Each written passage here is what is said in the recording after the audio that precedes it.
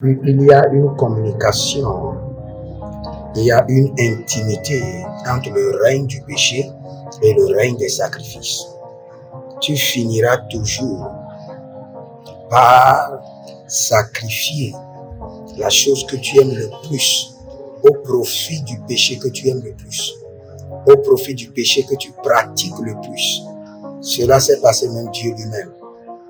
Parce que Dieu a créé l'homme à son image et l'homme a aimé le péché. Dieu a perdu le plus grand sacrifice au profit du péché de l'homme. Donc comprends qu'il y a une similitude entre le sacrifice que tu aimes le plus et le péché que tu pratiques le plus. Et fais très attention, parce que un temps viendra où le péché te demandera son salaire. Le péché te demandera de lui payer ce que tu lui dois. Et le péché cible toujours la gloire que tu as le plus. Le péché peut t'enlever ton enfant. Le péché peut t'enlever ton entreprise. Le péché peut t'enlever tes finances. Parce que le péché cible toujours la gloire le plus élevée.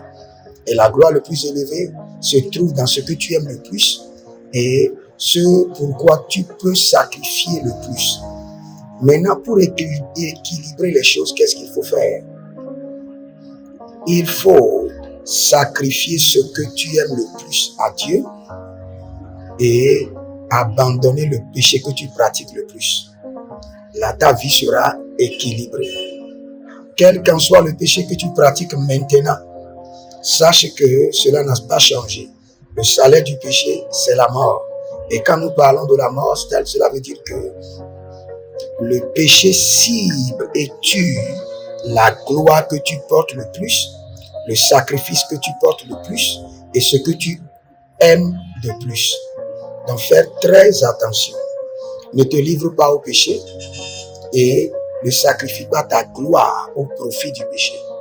Je prie pour toi, Barouch, Elgedos, Elmintos, Kabelaros, Ezizo, Dedagia, Gabrun, Televrandos, Bara, Degelege, Zomorotaki, Abahadash, et Gabruntos.